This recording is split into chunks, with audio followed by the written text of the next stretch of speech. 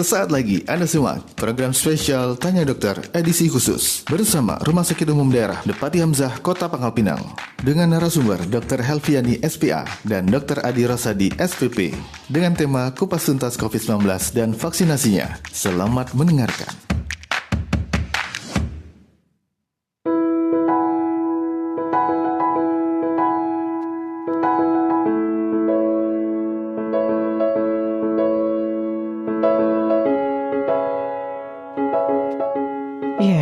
Selamat siang Sobat Dinda Radio dimanapun Anda berada. Assalamualaikum warahmatullahi wabarakatuh. Waalaikumsalam warahmatullahi wabarakatuh. Di hari Sabtu kita siang hari ini ya ketemu lagi. Dan kali ini bareng Ferni yang bertugas tentunya bersama dengan rekan kami Saya Budi Elmah. Iya, kita berdua hari ini mau bawain program spesial gitu ya. Ya, program edisi khusus nih ceritanya nih ya. Apa programnya nih Ferni? Program spesial edisi khusus untuk Tanya Dokter ya, edisi RSUD Depati Hamzah Pangkal Pinang nih. Iya. Ya, di mana kita sudah menyiapkan dua narasumber ya yang akan hadir di studio. Bukan akan hadir ya, sudah bahkan hadir sudah ada kita hadir. ya. Di studio ada Dr. Helviani spesialis anak dan juga ada Dr. Adi Rosadi spesialis paru. Dan kali ini Ferni kita mengangkat tema tentang apa nih? Iya, tentang kupas tuntas COVID-19 dan vaksinasinya. Ya, sepertinya isu ini masih hangat ya sampai dengan hari ini ya. Betul sekali. Dan seperti yang kita ketahui baru-baru ini juga diketahui katanya sudah mulai ada vaksinnya juga gitu. Nah ya. itu yang paling menarik di situ tuh ya. Iya. Karena juga terkait juga dengan kebijakan pemerintah juga nih Ferni. Karena betul. Beberapa isu nasional juga sedang dibangun juga terkait dengan sekolah juga akan dibuka di bulan Januari ya rencananya. Di awal tahun betul. Di awal tahun dan udah mulai sekolah tapi tetap dengan catatan ya. Iya, dengan itu tadi protokol ya. Iya, Bu Dudi mungkin kayaknya kita langsung aja perkenalkan dulu ya satu-satu nih. Dari Dr. Helviani spesialis anak dulu. Halo, selamat siang Dok. Selamat siang. Iya, sehat hari ini Alhamdulillah. Alhamdulillah. Begitu juga dengan Dr. Adi Rosadi. Halo, selamat siang Dokter. Selamat siang. Kalau ngobrol-ngobrol dengan dokter-dokter ini mukanya cerah sekali ya. Iya, ya karena mungkin sudah ditakdirkan ya menjadi mitra masyarakat dalam menjaga kesehatan ya mungkin. Iya, jadi mungkin kalau lihat dokter itu bawaannya udah sehat gitu ya. Sehat, seger lah udah seger lagi. Oke. Ya. Berbicara soal COVID-19 nih dokter. Jadi COVID-19 ini kan diketahui sebagai virus yang mematikan. Kalau menurut pendapat dokter sendiri bagaimana nih tentang hal ini? Mungkin dari Dr. Helviani dulu nih. Apalagi untuk anak-anak gitu ya. Seperti kita ketahui ya, saya memperkenalkan diri saya. Boleh banget. Ya. Saya Helviani, Dr. Helviani. Saya bekerja di Rumah Sakit Depati Hamzah sejak tahun 2003 ya. 2003, udah lama banget. Iya. Lama sekali udah. Senior ya. 17 tahun yang lalu. Iya. Assalamualaikum warahmatullahi wabarakatuh. Selamat siang teman-teman sekalian, para pemirsa yang mengikuti acara ini. Kali ini saya membagi beberapa pengalaman ya mengenai COVID-19 pada anak. Seperti diketahui, COVID-19 ini adalah suatu penyakit yang menular yang disebabkan oleh virus corona. Corona ya. Di mana gejalanya ya dari tanpa gejala sampai dengan berat ya. Tanpa gejala, ringan sampai dengan berat.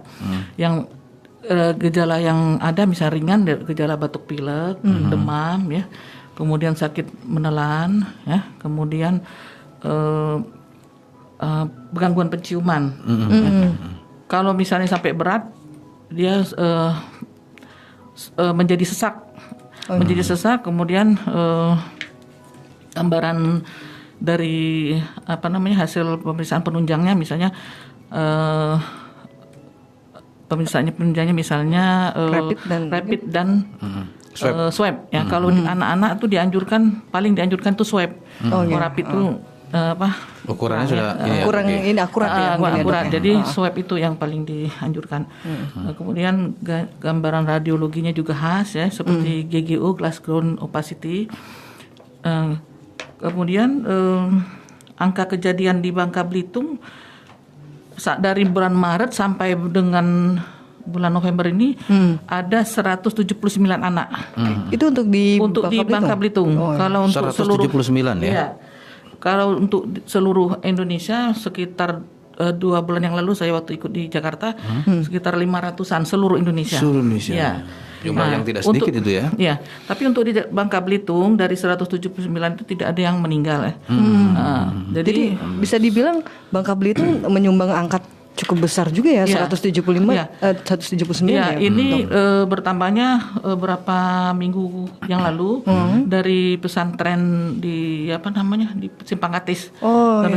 Simpang Katis itu ada ustazahnya mau keluar kota, kemudian di swab ternyata positif, kemudian diperiksa dari seluruh santri santrinya ternyata 34 santrinya positif juga, jadi semuanya 37 sama ustadznya.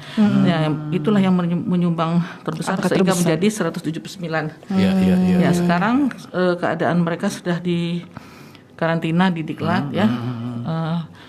Kemarin katanya lagi mau pemeriksaan swab yang terakhir ya, yang berikutnya ya, supaya memastikan yang pertama udah negatif, kemudian yang kedua ini untuk konfirmasi apakah masih terkena COVID atau tidak.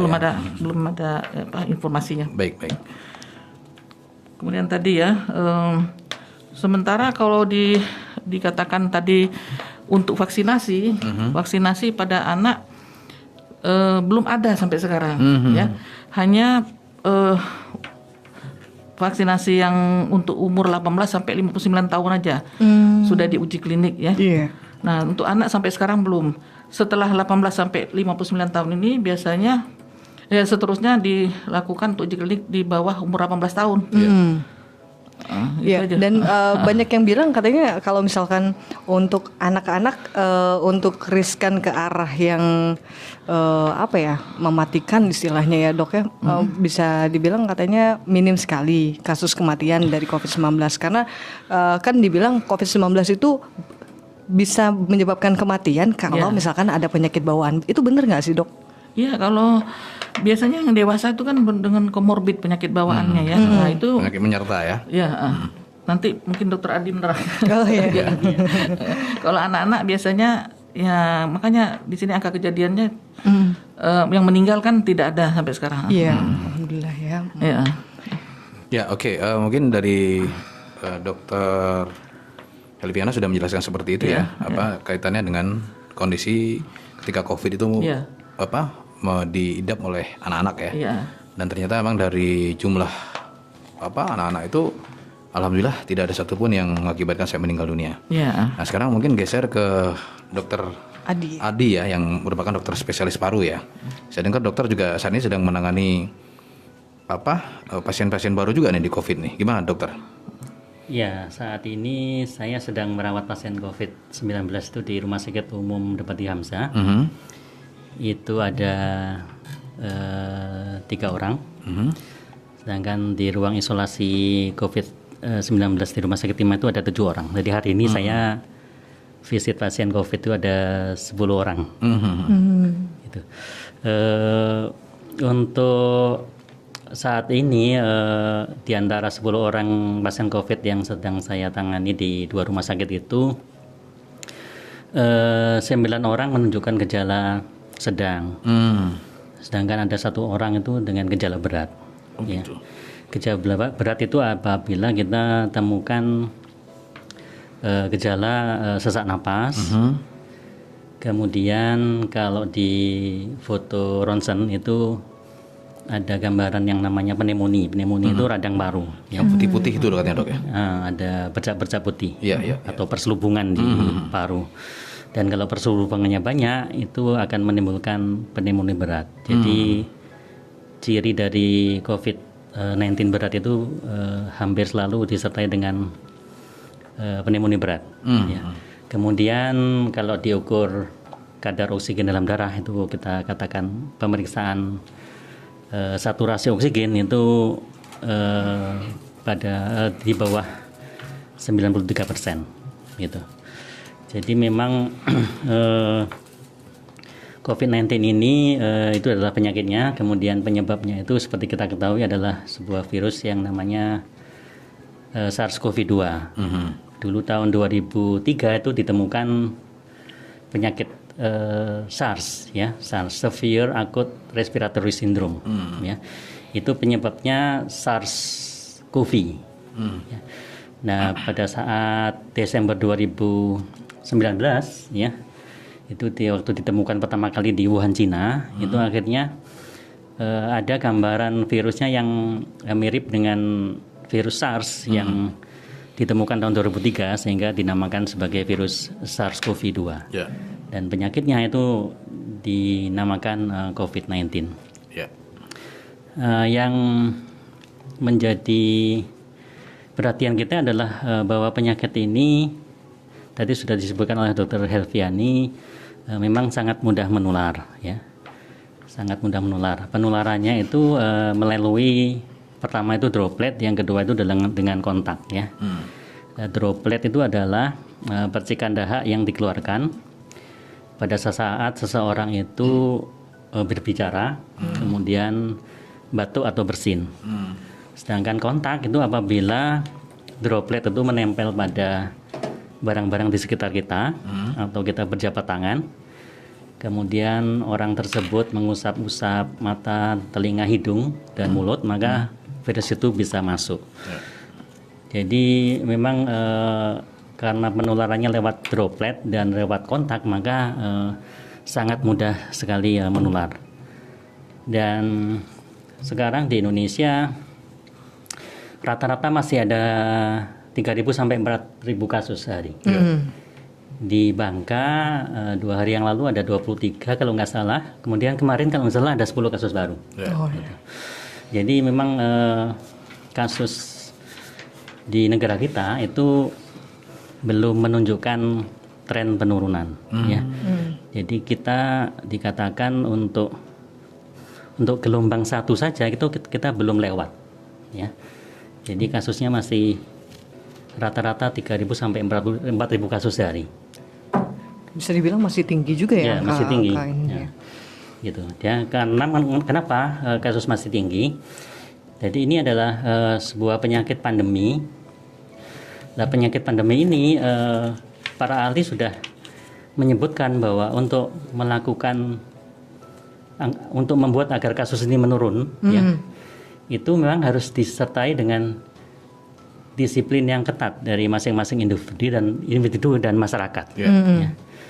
Jadi karena penularannya lewat droplet, ya, droplet itu kalau kita batuk, bersiara atau bersin, dia virusnya itu akan jatuh ke tanah.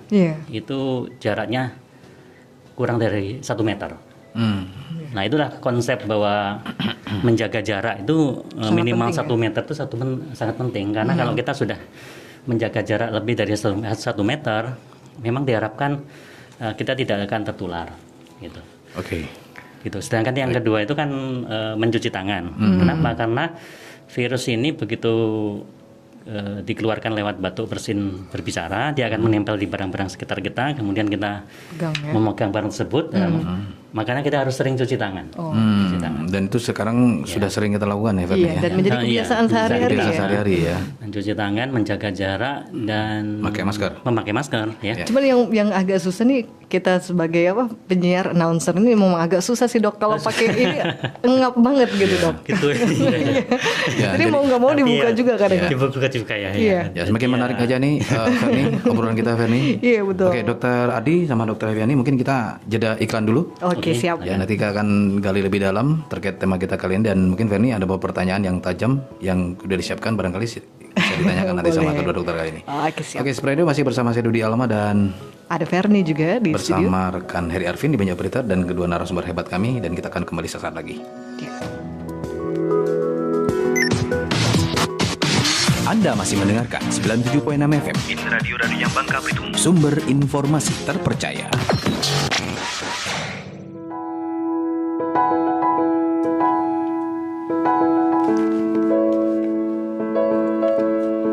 Ya, masih di program spesial Tanya Dokter ya, edisi khusus di RSUD Depati Hamzah, Kota Pangkal Pinang nih. Ya, ini edisi khusus. Ya. Karena temanya juga khusus banget nih ya. Iya, biasanya hari Jumat ya Bung Dudi, tanya dokter. Edisi spesial hari Jumat ya. Kalau edisi khusus bisa di luar hari itu. Oke. Dan masih juga bersama dokter Helvi ya, dokter Helvi, dokter spesialis anak, dan juga ada spesialis paru dokter Adi Rosadi SPP.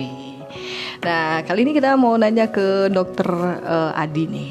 Jadi sejauh ini kan kita tahu dok bahwa COVID-19 ini sudah banyak nih korban jiwa gitu ya.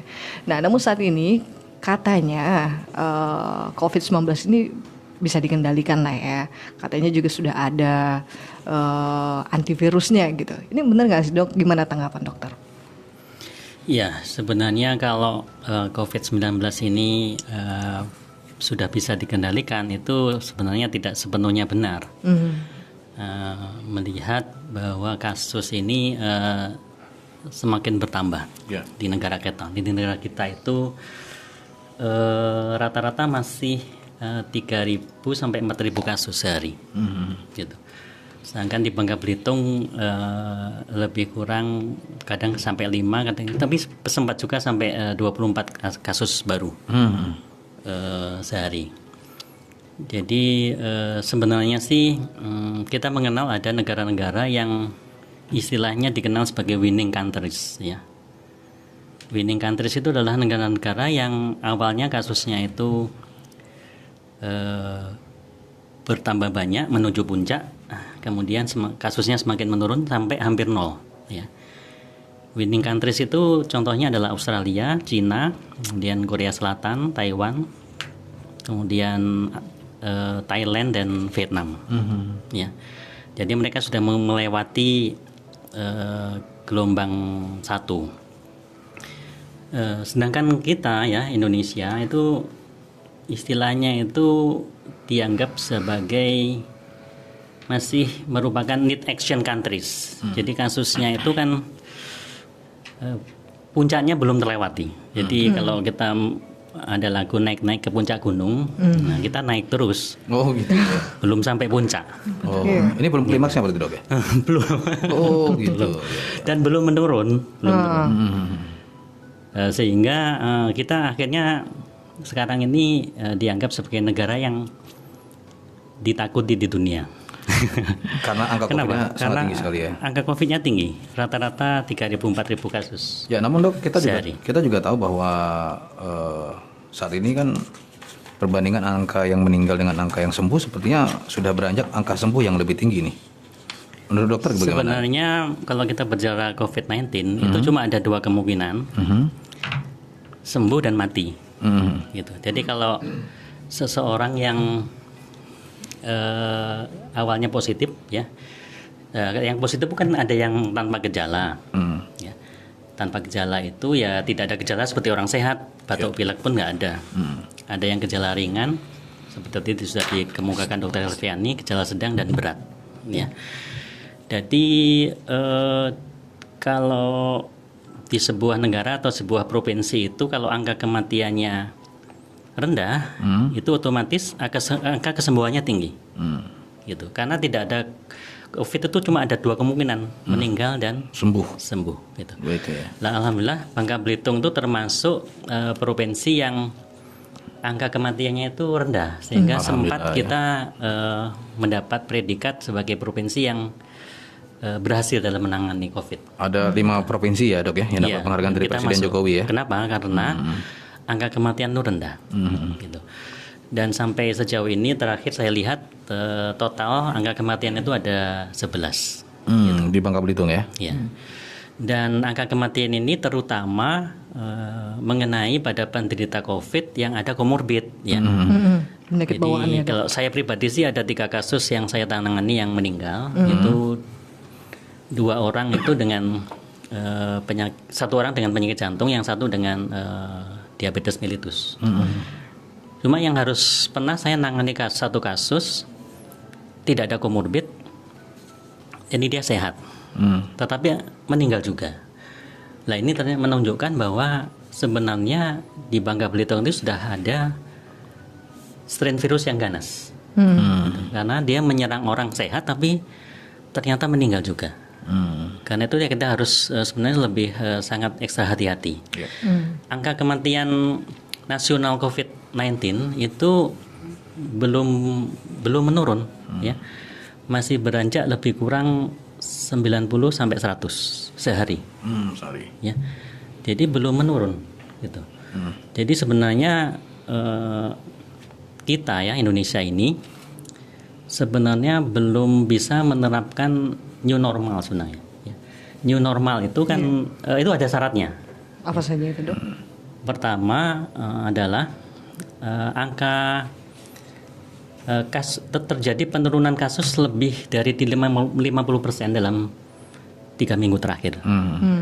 Lah Indonesia itu kan naik terus, rata-rata 3.000 4.000 sehari. Itu syarat pertama. Syarat kedua adalah pada seseorang yang dilakukan testing, ya, itu harus ada kasus positif kurang dari 5%. Jadi kalau misalnya kita melakukan testing pada 100 orang, maka yang angka kepositifannya yang positif itu tidak boleh lebih dari 5 orang. Gitu. Nah, di kita masih lebih dari 5%. Gitu. Kemudian angka kematian, ya. Angka kematian karena COVID-19 ini secara nasional juga belum masih menunjukkan angka yang berkisar seperti itu, 75 sampai 100 sehari. Gitu. Jadi untuk menerapkan new normal itu ada 3 syarat itu.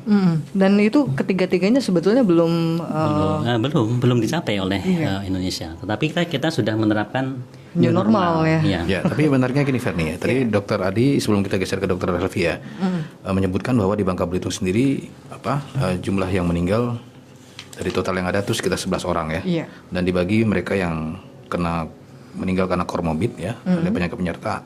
Ada juga yang karena memang murni karena COVID itu sendiri. Nah, menurut dokter sendiri apa penyebab utama atau faktor-faktor apa saja yang kemudian di Bangka Belitung ini angka kematiannya sangat rendah dibanding daerah lain, Dok? Bisa ditekan gitu ya. Ya, jadi kenapa kita sebagai provinsi yang angka kematiannya rendah? Ini yang pertama itu alhamdulillah COVID-19 ini tidak terlalu berdampak pada orang-orang dengan komorbid. Jadi ini yang harus disyukuri.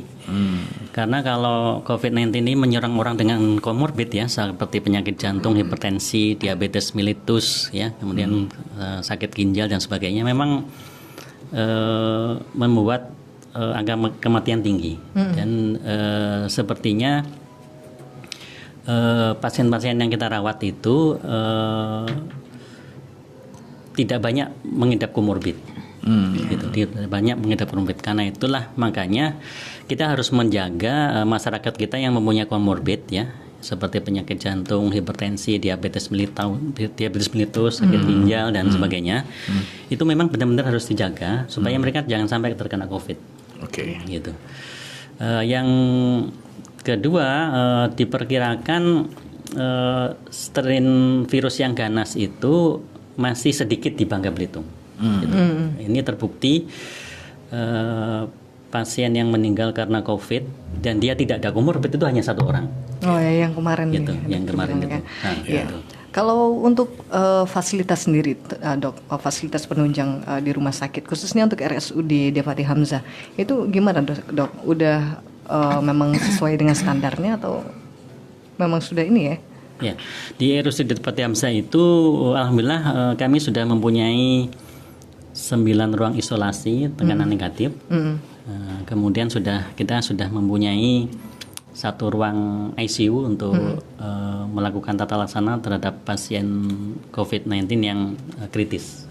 Jadi sudah memenuhi syarat, termasuk kita sudah mempunyai obat-obat yang beberapa obat yang sebelumnya itu hanya ada di kota-kota besar ya, seperti ada yang namanya antivirus yang namanya Remdesivir ya, kemudian ada yang namanya Favipiravir atau Avigan, itu sudah ada di provinsi kita, sehingga kita sudah cukup mempunyai istilahnya mempunyai senjata kalau kita menghadapi pasien-pasien dengan COVID-19 yang dengan gejala sedang maupun berat. Mungkin geser ke Dokter Helvi, spesialis anak nih ya. Nah, Dok, Ini kan ada wacana katanya di awal tahun ya 2021 mendatang itu anak-anak kan udah mulai sekolah. Jadi kalau sementara dokter tadi bilang untuk vaksinasi sendiri itu belum ditemukan untuk anak-anak. Jadi bagaimana menurut pendapat dokter? Apakah memang sudah ada kesiapan atau seperti apa dok?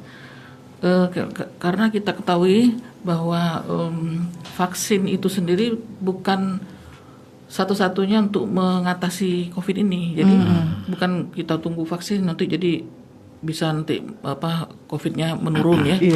Yang penting kita sambil menunggu kita lakukan aja seperti yang setelah kita lakukan sekarang, misalnya pakai masker, menjaga jarak, hindari kerumunan dan cuci tangan itu. Nah, 3M, kalau misalnya 3M sama vaksin itu lebih bagus, jadi artinya nantinya mungkin lebih ini ya. Nah, tapi karena belum ada sampai sekarang, belum ada, maksudnya belum dilakukan uji klinis untuk anak-anak di bawah 17 tahun yang nantinya akan segera dilakukan juga. Jadi maksudnya nggak usah terlalu mengharap begitu. Jadi selalu kita lakukan protokol kesehatan sampai sekarang ya. Maksudnya itu terketat lah gitu. Nah, jadi untuk pembukaan sekolah itu kalau memang selama masih mengikuti protokol kesehatan boleh-boleh aja. Dan lagi katanya sekolah berganti-ganti kan. Misalnya kelas 1 berapa orang gitu kan. Jadi nggak terlalu menumpuk ya. Supaya tidak ada kerumunan juga dok ya. Adanya distancing kan. Saya rasa nggak apa-apa daripada sudah hampir 9 bulan ya anak-anak. Apa masih ingat apa nggak nih belajarnya di Ferni ya? Mereka terlalu jenuh mungkin di rumah. Sehingga memang selama ini juga ada juga keluhan-keluhan ibu-ibu itu. Nah itu yang paling ya. Banyak benar keluhan paling karena dirasakan ya. Di dalam tidak bisa keluar, mengakibatkan gangguan kesehatan, pendidikan mereka, perilaku juga. Karena anak-anak itu. Kalau anaknya 1 nggak apa-apa Fer. Kalau anaknya 5, 6 gitu kan. Ditambah lagi ibu-ibunya kecil-kecil lagi misalnya gitu. Sementara PR-nya harus belum Zoom waktunya bersamaan lagi misalnya. Waduh. Handphonenya 1 di rumah ya. Makanya crowded juga jadinya. Makanya ada video-video yang amatiran itu kan, kapan pandemi ini berakhir? Karena ibuku nggak cocok jadi guru kan? Gitu. Setiap hari nggak masuk.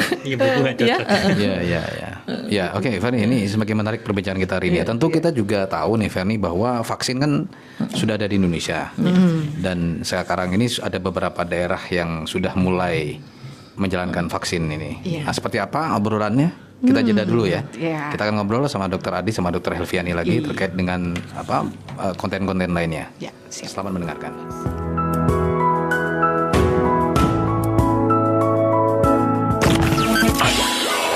Anda masih mendengarkan 97.6 FM In Radio, radionya Bangka Belitung, sumber informasi terpercaya.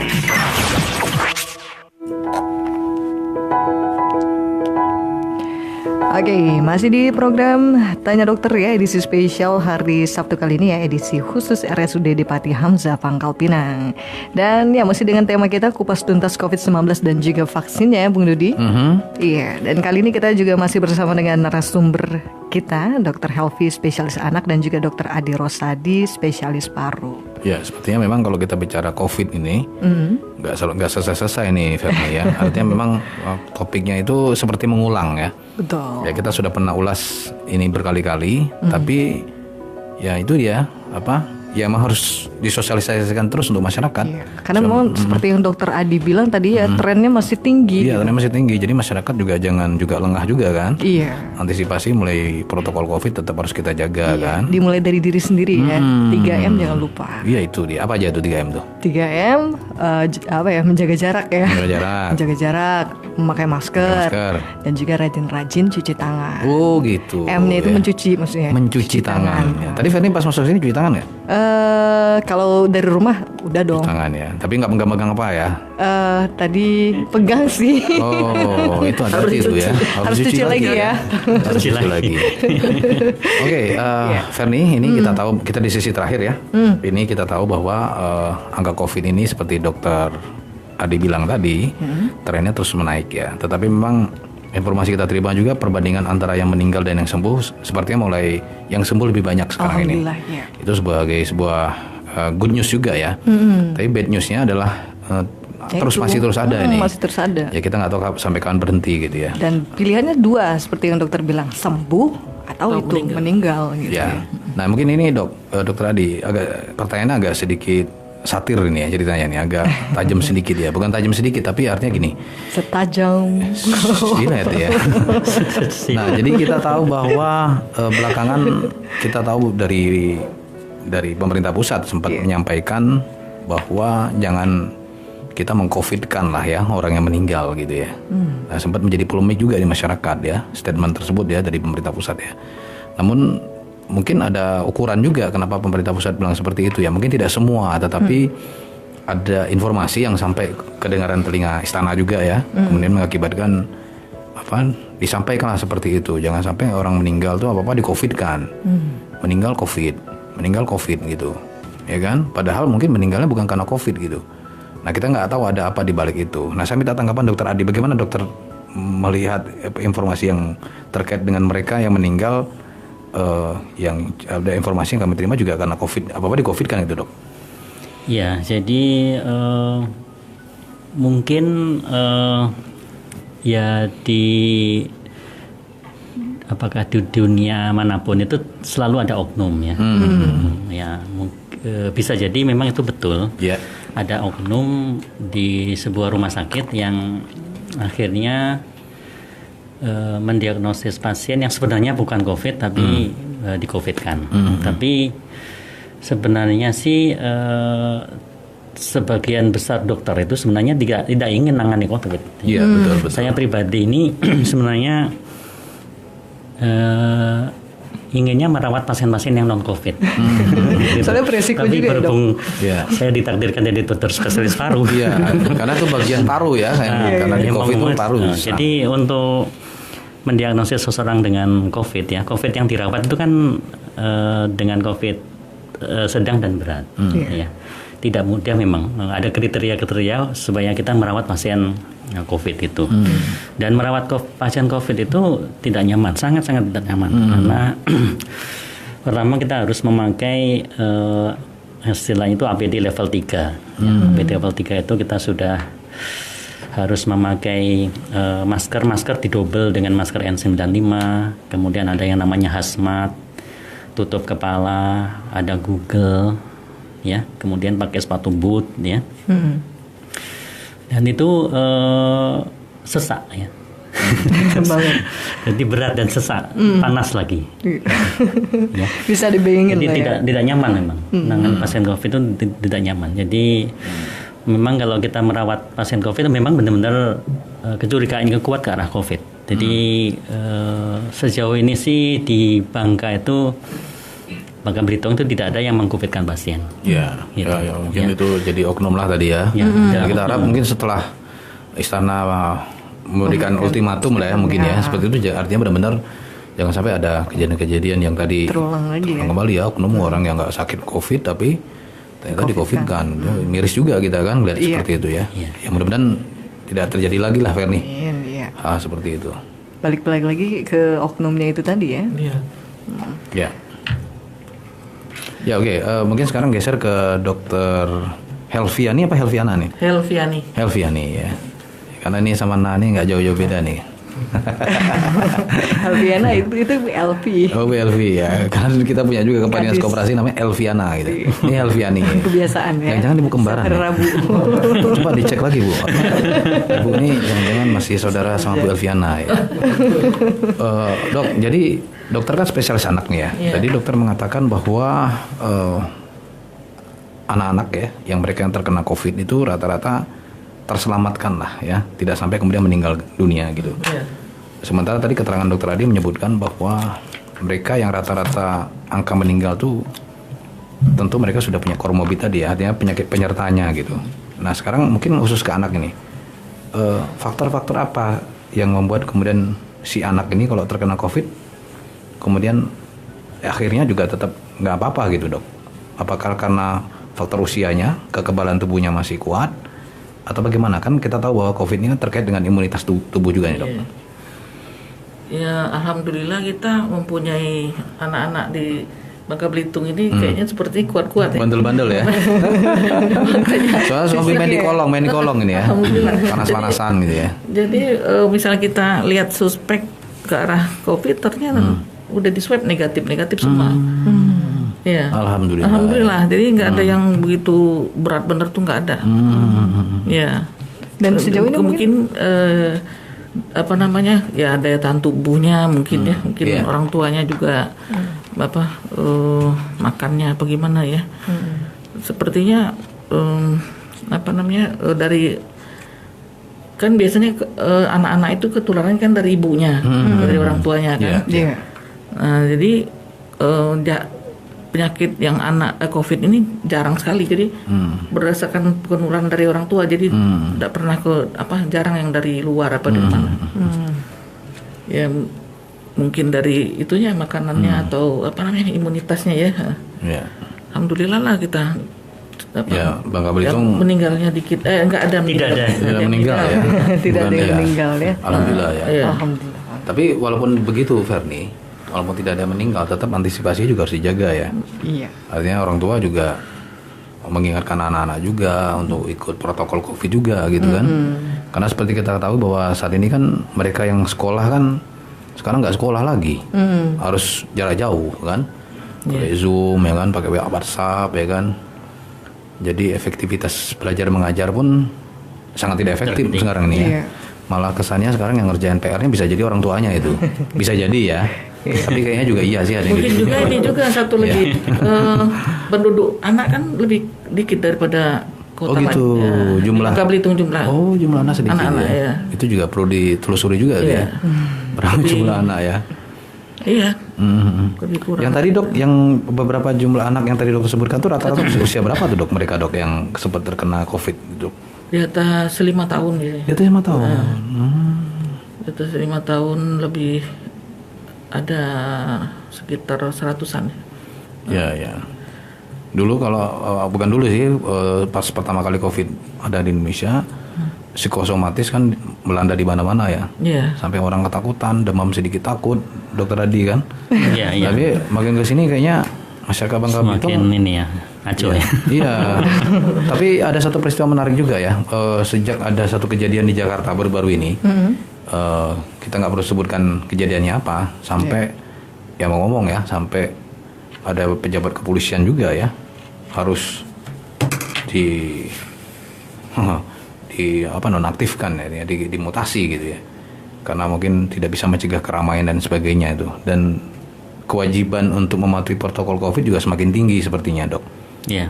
Ini bagaimana sejauh ini dokter Adi dan dokter Helvi sendiri berkolaborasi dengan aparat keamanan dok untuk supaya masyarakat Bangka Belitung khususnya ini bisa mematuhi lah ya, misalnya kerumunan dan sebagainya lah, termasuk protokol COVID itu sendiri, karena mengingat sekarang bukan semakin tegas, Pak Jokowi sendiri minta hukum ditegakkan dalam protokol COVID ini sendiri gitu. Gimana dokter Adi? Ya betul, jadi negara atau daerah yang disiplinnya tinggi dalam menerapkan protokol kesehatan, itulah negara atau daerah yang nanti akan bisa bebas COVID. Ya. COVID ini sebelum ada vaksin, jadi diperkirakan tahun depan mungkin baru rilis itu vaksin. Ya. Tahun depan dok ya? Iya, tahun depan. Jadi tata laksana terbaik untuk bisa lepas dari pandemi ini adalah penerapan protokol kesehatan yang ketat. Ya. Negara-negara yang sudah dianggap sebagai winning countries ya, winning countries itu Cina, Australia, Vietnam, Malaysia pun masuk winning countries. Itu adalah negara-negara yang disiplinnya luar biasa dalam menerapkan protokol kesehatan. Dan negara-negara yang sulit berdisiplin ya, Indonesia, India, Brasil, Argentina ya, itu ya seperti kita tahu angka kasus COVID meningkat ya. Jadi memang jadi masyarakat itu sepertinya untuk berdisiplin itu harus diawasi oleh aparat ya. Kita masih belum terbiasa berdisiplin dengan kesadaran sendiri gitu. Ya kita lihat saja di lalu lintas ya. Di lalu lintas itu orang masih sangat sulit berdisiplin. Akhirnya ngefek juga pada saat menghadapi pandemi. Iya. Ya, sehingga sekarang memakai masker pun banyak yang dilepas ya. Kalaupun memakai masker itu ditaruh di dagu ya. Di dagu. Jadi sepertinya kalau udah pakai masker walaupun ditaruh di dagu itu sudah aman, padahal belum. Padahal mulutnya di atasnya kan. Di bawah nggak ada mulutnya. Kemudian kerumunan lebih dari 1 meter itu kita lihat di sepanjang jalan, di Jalan Ahmad Yani, kemudian Jalan Masjid Jami dan di lain-lain itu kan sudah tidak ada. Jadi kafe-kafe berkerumun ya, kita lihat kerumunan dengan jarak yang rapat dan tidak memakai masker gitu. Nah inilah yang membuat angka COVID di negara kita itu tidak pernah mencapai penurunan ya. Kita belum mencapai puncaknya belum terlewati. Jadi naik ke puncak gunung tapi belum sampai puncaknya. Gitu. Masih nanggung ya di tengah. Iya, jadi itulah betapa memang protokol kesehatan ini sangat sederhana, hanya 3M. Tetapi kalau sulit, masyarakat masih sulit menerapkan 3M itu. Disiplinnya masih sudah pakai masker, cuma masang di dagu. Masang di dagu. Saya di dagu. Kemudian di TV-TV itu kita lihat tidak pakai masker, hanya pakai face shield. Ya, artis-artis kita itu kan hanya pakai face shield. Itu tidak efektif juga. Tetap aja dropletnya turun ke bawah gitu, Dok. Ke samping menyebar, ya. menyebar. Jadi ya mesti masker utama, Dok ya, bukan face shieldnya ya.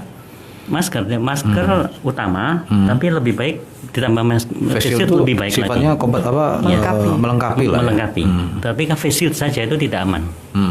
Gitu. Jadi berapa pentingnya menerapkan disiplin ini.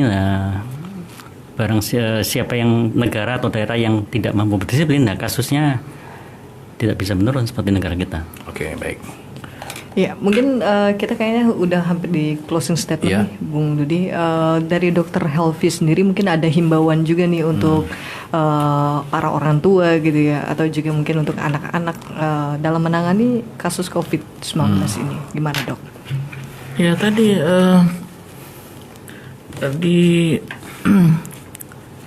supaya protokol kesehatan itu harus dilakukan secara ketat ya. Jangan bosan-bosannya, jangan kendor ya. Orang tua misalnya anak-anaknya yang belum terbiasa harus dipantau, didampingin. Ya. Kecuali anak yang kurang dari 2 tahun kan belum bisa pakai masker ya. Masih bayi lah itu. Nah, terus juga mencuci tangan, kemudian jaga jarak, jauhi kerumunan. Saya rasa itu harus dijalanin secara ketat supaya untuk menghindari atau menurunin kasus COVID kita ini. Jangan sampai menunggu-nunggu, wah vaksin belum datang, vaksin ini mana, vaksin untuk anak-anak nggak ada gitu. Kalau misalnya vaksin yang lain sudah bisa, misalnya kayak virus untuk penyebab virus lain, misalnya influenza atau campak, itu jangan dilewatkan. Kadang-kadang ibu-ibu ini kan selalu takut ke rumah sakit bawa anaknya, sehingga kelewatan imunisasi, kan daya tahan tubuh jadi turun, sehingga mudah timbul penyakit. Nah, jadi harus diperhatikan juga tadi protokol kesehatan, kemudian tumbuh kembang anak, terus pemantauan anak di rumah juga ya ibu-ibu ya. Jangan sampai nanti di rumah emosi tinggi gitu, marah, jaga anak-anak menjadi perilakunya terganggu. Mungkin Dokter Adi sebelum closing statement nih Fanny, terkait vaksin nih, Dok. Tadi kita sempat diskusi ya di luar sebelum kita on air ya. Dokter Adi menyebutkan bahwa sudah ada uji klinis ya semacam itu ya, dan ini sudah masuk fase ketiga kan. Artinya tinggal launchingnya saja nih. Tahun depan. Nah, sejauh mana informasi itu bisa dipegang nih dok untuk masyarakat Indonesia, khususnya masyarakat Bangka Belitung, bahwa tahun depan itu akan di-launching vaksin untuk penyembuhan COVID-19 itu dok? Ya, jadi uji klinik fase 3 itu adalah pemberian vaksin itu sudah pada masyarakat. Ya. Cuma karena masih uji klinis, maka masyarakat yang dipilih. Masih random ya sistemnya? Random. Ya. Contoh yang bagus itu di Jawa Barat, itu yang jadi peserta uji klinis malah gubernurnya sendiri, Bapak Ridwan Kamil. Jadi nanti kita akan tahu bahwa kalau ternyata hasilnya baik, imunitasnya meningkat, tidak terkena COVID dan tidak ada efek samping. Dan kan prinsipnya kan vaksin itu yang pertama itu yang harus jadi pegang itu kan keamanan, keamanan. Nah, setelah keamanan itu adalah efektivitasnya. Ya, keamanan itu tidak sampai menimbulkan efek samping yang berat. Itu dia yang penting ya. Itu yang penting. Ya. Yang kedua efektivitas nanti diharapkan setelah orang divaksin nanti dia tidak akan terkena penyakit COVID-19 walaupun dia berada di kerumunan. Gitu. Jadi sudah safety-nya ada ya begitu sudah divaksin ya. Gitu. Jadi nanti begitu tahun depan nanti mudah-mudahan vaksin COVID ini nanti bisa berhasil dengan baik dengan efektivitas dan keamanan yang tinggi. Kemudian hampir seluruh bagian besar masyarakat akan divaksin, maka akan didapatkan kekebalan terhadap virus corona ini, kekebalan yang didapat, ya, sehingga kita nanti bisa beraktivitas seperti biasa. Jadi tidak perlu menghindari kerumunan, ya, tidak perlu menjaga jarak, ya, kemudian tidak perlu memakai masker karena memang sudah terbentuk imunitas pada masyarakat. Nah dok, sebelum itu dokter sudah dapat informasi belum jenis vaksin itu disuntik atau diminum dok? Disuntik ya. Disuntik. Jadi sudah kita sudah bisa lihat ada vial-vial atau ampul-ampul yang siap disuntikan. Oh ya, saya di Bangka siap lah untuk yang pertama kali, nggak apa-apa. Oh siap Pak Dudi. Nah, untuk divaksin nanti Verni yang kedua ya. Nanti dicatat Pak Dudi. Ya. Siap peserta pertama ya. Siap peserta pertama ya. Jadi supaya gempar lah Bangka Belitung. Jadi kita ngambil nyari panggung juga kita ini. Iya. Maksudnya yang pertama kali kan untuk yang ini. Demam panggung kan nyari panggung Pak. Nah itu dia. Bisa juga dokter dia.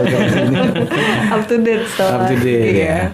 Oke Verni, dokter Adi, apa nih closing statement nih dok untuk masyarakat Bangka Belitung nih dok terkait tema kita kali ini supaya masyarakat kita ini juga tetap tahu bahwa protokol COVID harus ditaati dan lain sebagainya karena COVID-19 kan masih ada ya di Indonesia ya. Biar lebih tercerahkan. Lebih tercerahkan betul sekali. Jadi penyakit COVID-19 ini kan terjadi peperangan antara virus dan tubuh kita, virus dan host istilahnya. Kalau tubuh kita daya tahan tubuhnya baik ya, walaupun virus masuk ke dalam tubuh kita ya kita akan tetap sehat. Karena itu sangat penting untuk menjaga daya tahan tubuh ya, menjaga daya tahan tubuh dengan menerapkan pola hidup bersih dan sehat ya, dengan cukup istirahat, makan bergizi, berolahraga, tidak merokok, tidak minum alkohol ya. Jadi seperti itu. Dengan imun yang baik walaupun virus masuk ke dalam tubuh kita, tapi kita tetap akan sehat. Gitu. Baik Verni, ada satu good news, ada satu bad news. Ya, apa itu? Bad newsnya COVID masih ada. Good newsnya tahun depan sudah ada vaksinnya. Alhamdulillah. Artinya kan sudah ada antisipasi juga ya. Jadi ini juga masyarakat Bangka Belitung juga walaupun sudah ada vaksin, jangan kemudian ntar lagi vaksin ada nih, kita bebas-bebas saja, jangan juga kan. Artinya sembari kita menunggu vaksin ya kan, kemudian arahan dari pemerintah Republik Indonesia dan kita harus ikutilah apa arahan dari pemerintah. Suruh pakai masker pakai kan, suruh jaga jarak gitu kan, jangan dilawan kan, kayak seperti itu. Pokoknya itu dari Dokter Helvi maupun Dokter Adi bilang pokoknya 3M-nya jangan lupa, terus juga jaga imunitas tubuh dengan olahraga dan juga makan yang bergizi. Benar, arahan-arahan itu harus dipatuhi oleh masyarakat Bangka Belitung, ya kan, supaya ya kita pengen sehat lah, ya kan, ya kan, keluarga kita sehat, orang tua kita sehat, ya kan, suradik kita sehat, ya kan, dan bahagia. Karena sehat itu bahagia, ya kan, Fer? Betul. Bener dong, ya, Satu lagi, gimana? Kalau ini imunisasi jangan lupa. Oh iya, anak-anak ya. Sebelum imunisasi COVID untuk anak-anak ya, jangan lupa yang imunisasi lain harus di. Dan tidak perlu takut dok ya untuk imunisasi dok ya, datang ya dok. Datang ke rumah sakit tidak perlu takut. Tidak perlu takut tuh, Ferni ya. Karena di rumah sakit juga udah dilakukan protokol COVID ya. Rumah sakit Depati Hamzah siap menerima? Siap. Oh siap ya. Oke. Berarti untuk masyarakat Pangkal Pinang khususnya ya yang saat ini mungkin ada di sekitar kita, Sungai Liat dan daerah-daerah lain di ini Bangka selama Belitung, ini kan silakan. takut, Takut. Jadi kelewatan semua nih imunisasi ibu-ibu. Kalau saya mungkin terlalu berani ya. Ada yang takut, saya berani gitu ya. Ini juga bertolak belakang juga. Nggak yang takut berani. Oke Ferni. Iya, kayaknya kita sudah sampai di akhir acara. Terima kasih banget untuk Terima kasih, Dokter Adi, Dokter Sucipto, Ya. spesialis Adi Rosadi. Adi Sucipto lagi. Adi Rosadi, Bu. Ingat kumisnya ya. Iya.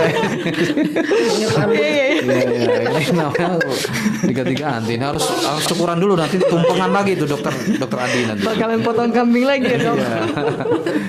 Terus juga terima kasih untuk Dokter Helvi, spesialis anak yang sudah hadir ya di studio ini ya. Radio. Ya, dari lantai 3 kantor Gubernur Provinsi Bangka Belitung, saya Dudi Alma. Saya Ferni. Dan silakan dokter. Dokter Adi Rosadi, spesialis paru. Ya.